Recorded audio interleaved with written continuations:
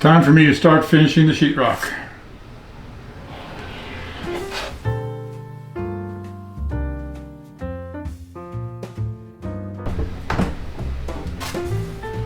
Hey everybody, this is Bill with Live Simple, Live Free. Now that I've got this sheetrock hung, it's time for me to start finishing it, spackling it, whatever you want to call it. This is something that a lot of people really don't like. I don't mind it at all. I've done a lot of it through the years and I'm actually pretty good at it. It's really simple. You just spread it on, put the paper on and wipe it off. But it's really hard. It's an art form that takes a while to develop. When you first start, it's a nightmare if you don't do it right.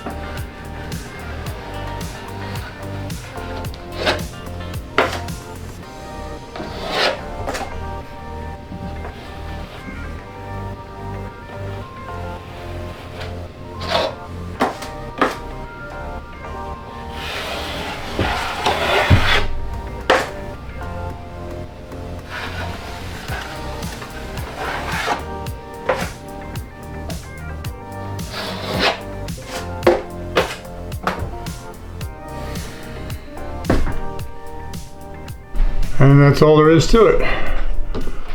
First seam, first coat, done. 2 more coats to go. It generally takes 3 coats.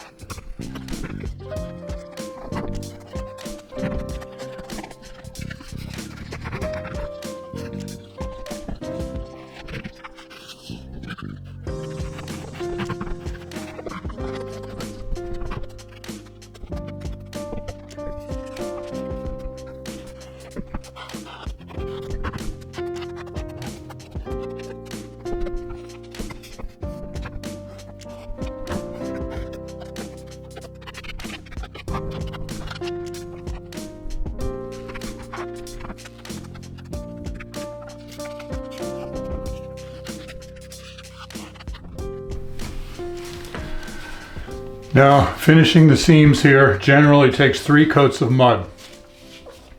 And the first one is just to put the tape on like this, get the tape attached. The second one is the main filler coat that fills all the low spots. Then the third coat is just a very light skim coat. Now I use the paper tape. This has been around for many decades. And I know there is newer versions.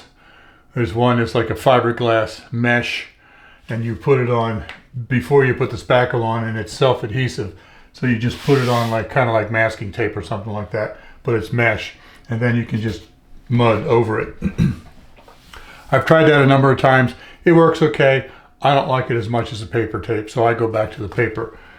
And I know a lot of people use the mesh, but there's also an awful lot of people that still use this, or they wouldn't sell it at Lowe's. So now the paper tape, I'm sure you can't see it on the camera, but there's a perforated kind of line right down the middle that makes it very easy to just fold in half just like that, so that you can put it into the corner. Or if you don't fold it, then you use it flat. So for the first coat,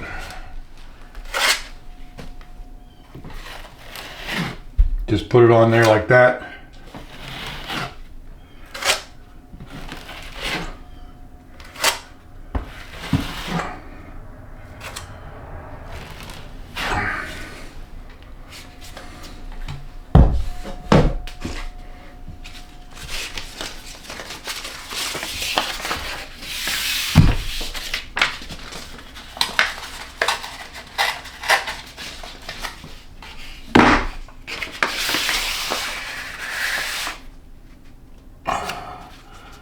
You want to make sure you get it right over top of the crack between the two. Sometimes when you get the mud on, it's kind of hard to tell where that crack is.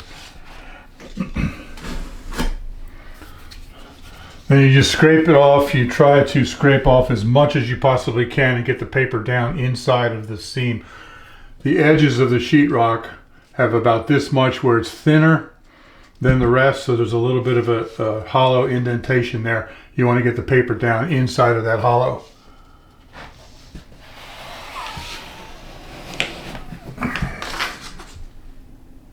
Yeah.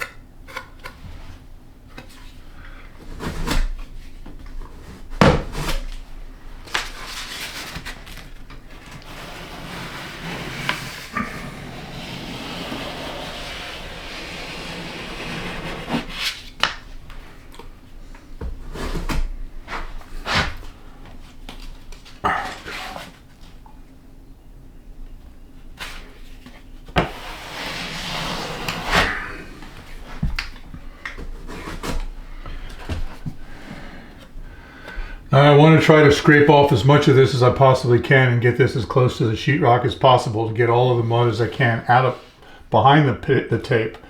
But the mud is actually what attaches the tape to the wall.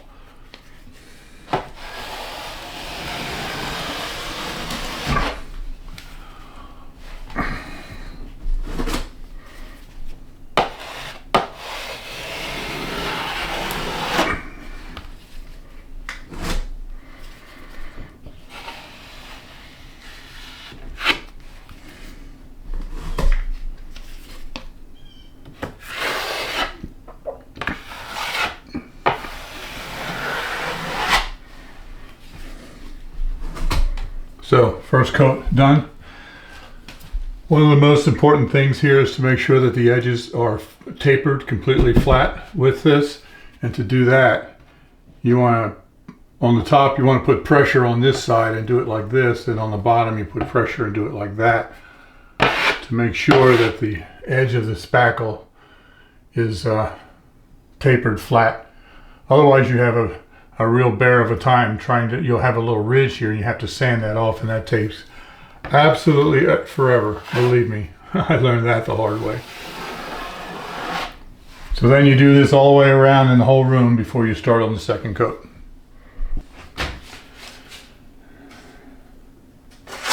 So now continuing on with the seam that I just showed you.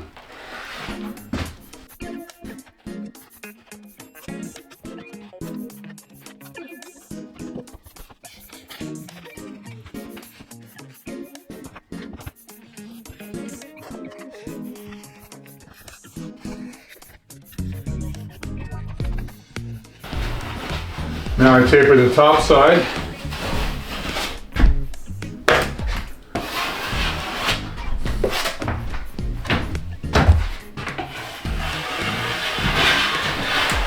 Then I do it again and taper the bottom side.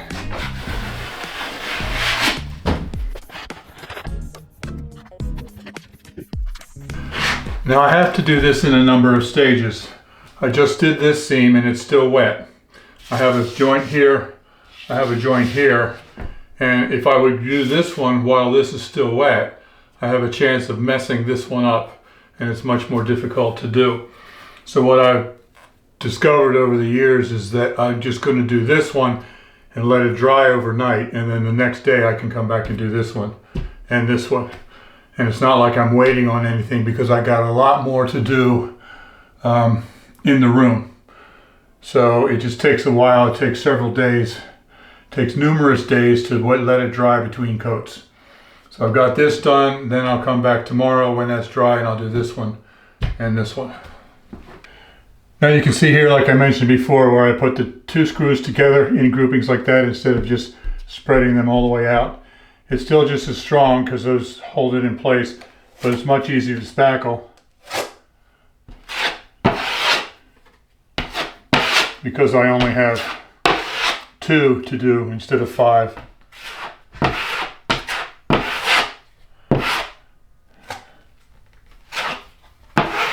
And once again, when you put this on, you want to get the edges completely tapered into the wall so you don't have a whole lot of spackle or a whole lot of sanding to do.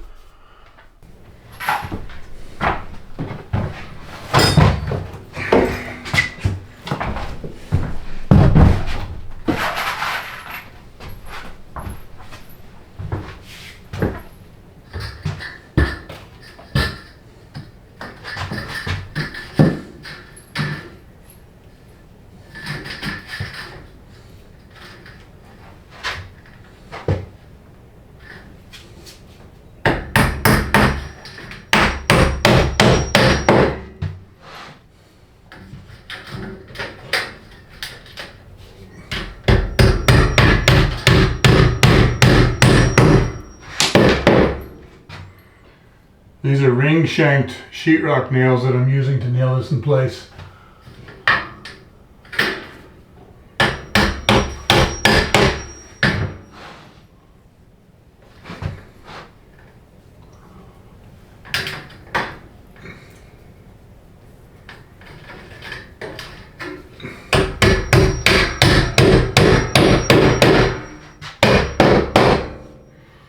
Kind of funny because after we got married, Elizabeth said that before we got married, she never gave a thought to how all of this happened. She never gave a thought to the fact that the walls are smooth and the corners are strong until she started seeing me doing this, and she was amazed by all this. She had no idea. This is a metal corner bead that gives strength to the corner. Otherwise, every time you knock into it, you would smash the sheetrock. She just sort of took it for granted. Isn't that the way houses come?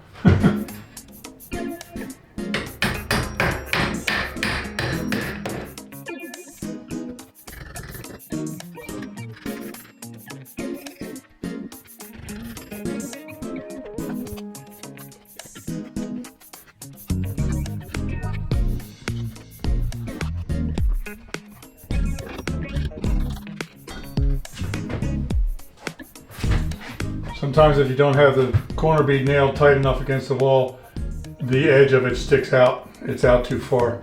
So you got to nail it in.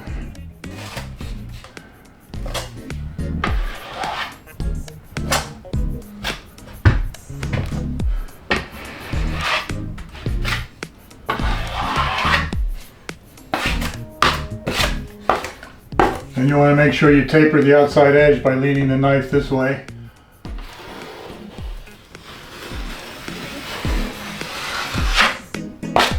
And then run it against the metal edge. Get as smooth as you can. Of course, this is only the first coat. This will have at least 2 more coats. Sometimes even 3 on these corner beads. 3 additional coats.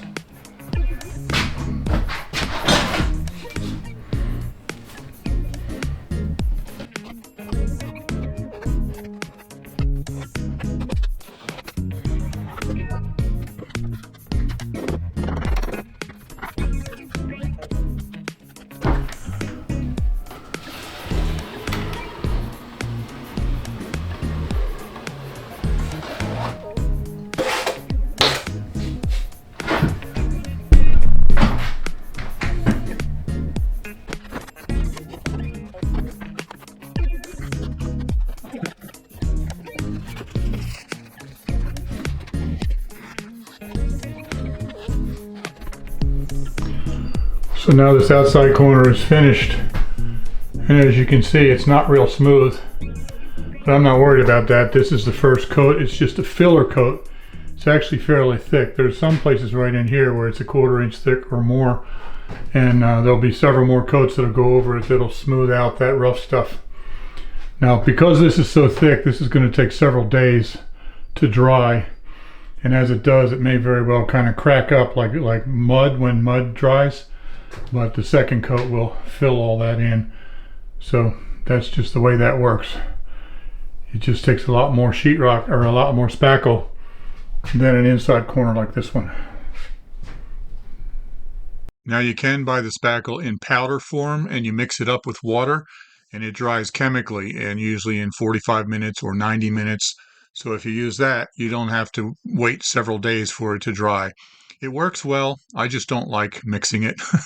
And I'm in no hurry here, so I just use the regular premix, and I will be spackling other parts of the room while I'm waiting for this part to dry.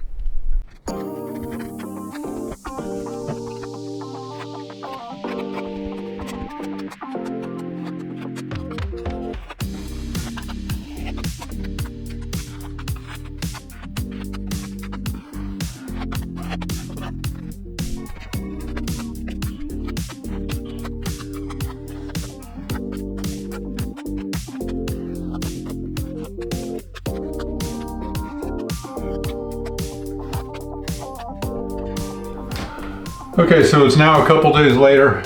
This is dry, so now I can do this seam without being concerned with messing up this seam.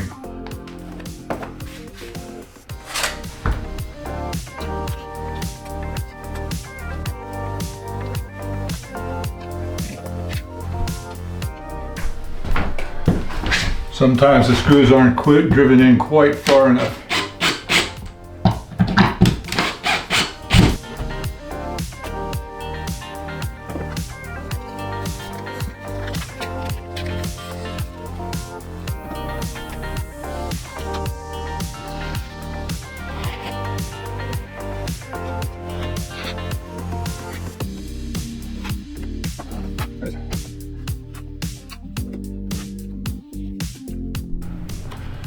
And now I can finally get to the mud, the first coat of mud on the pantry in the kitchen.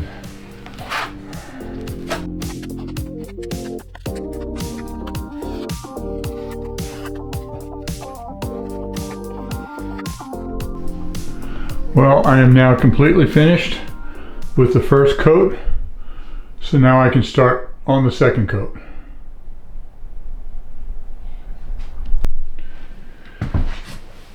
Now this is the first coat. It's the filler coat. It fills the low area between the two pieces of sheetrock. It basically glues the tape in place, and it gives shape to the joint.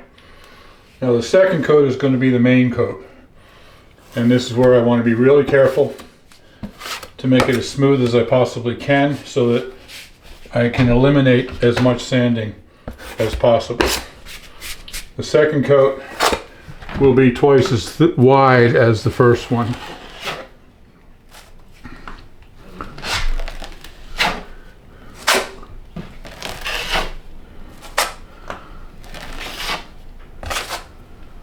See how it's going on much wider this way from top to bottom?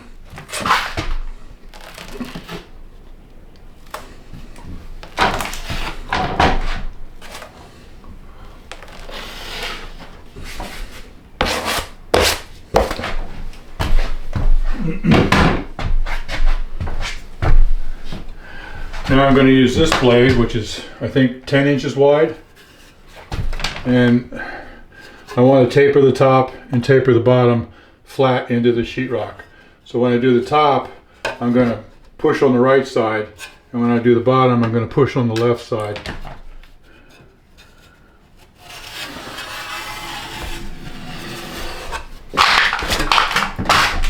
It's probably hard to see because of my shadow.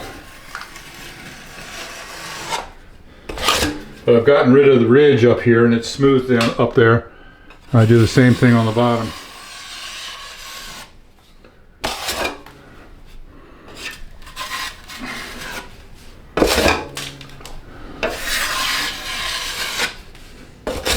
Okay, you can see this taper here, there's no ridge. So now I'm going to do the whole thing, and this takes just a light pressure. If I put too much pressure on it, I scrape off too much, then it doesn't work. So you do the edges first and then you do the middle.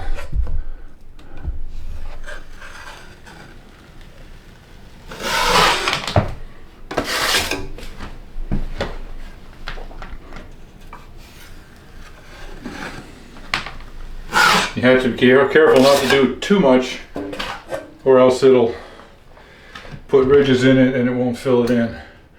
So that's the second coat. See how it's twice as wide, it's tapered top and bottom, and it's as smooth as I can make it. Then when I come back with the third coat, it'll be just a light skim coat, and it'll fill in all the little imperfections.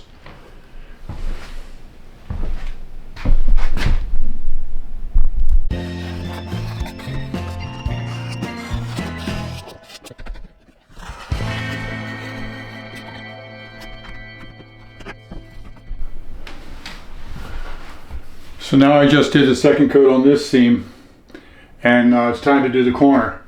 And I have several things here. One is that, as I've mentioned before, I don't want to do this and potentially mess up this. I want this to dry before I do that. Also, they do make a corner trowel shaped like a butterfly. It fits right into the corner. I've tried those. It works okay for the first seam, for the first coat. But for subsequent coats, I haven't been able to get enough of a bevel on the end, and it takes a lot more sanding. So I just use the straight blade, and I just do one side, and then I let it dry.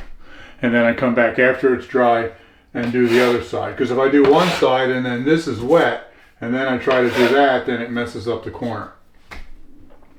Also, since this is wet, this is the side that I'll be doing, not this side.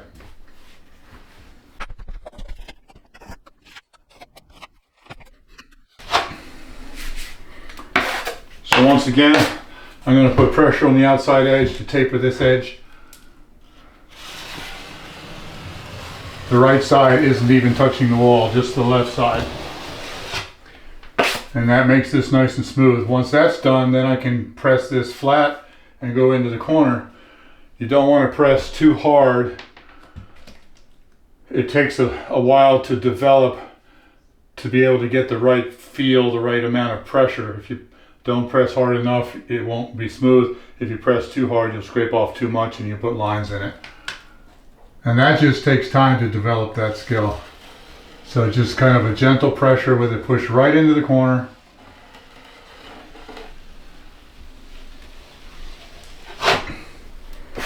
And that's all there is to it. And then I come back, and some of this has gotten onto this side. So I just do this to get rid of that. Because if it hardens, then when I do this one, it doesn't work well.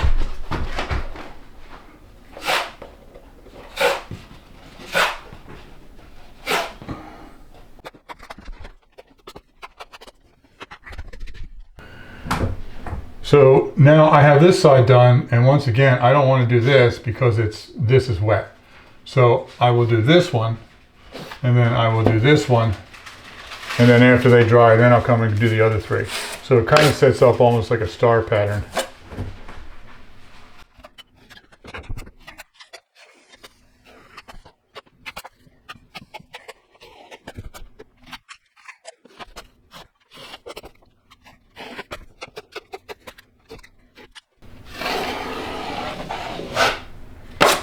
Okay, so now you can see the three that I did.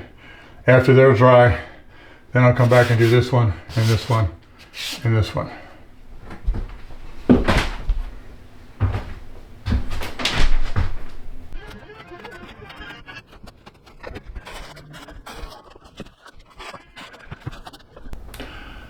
So I'm now finished the first two coats of spackle. I have one more coat to go, the final skim coat, and then I need to sand it, and then I can paint it. But this video is getting long enough that I think I'll end it here, and I'll do the third coat and the sanding in the next video. So join me for the rest of it. Thanks for watching, everybody. Live simple, live free, you be blessed.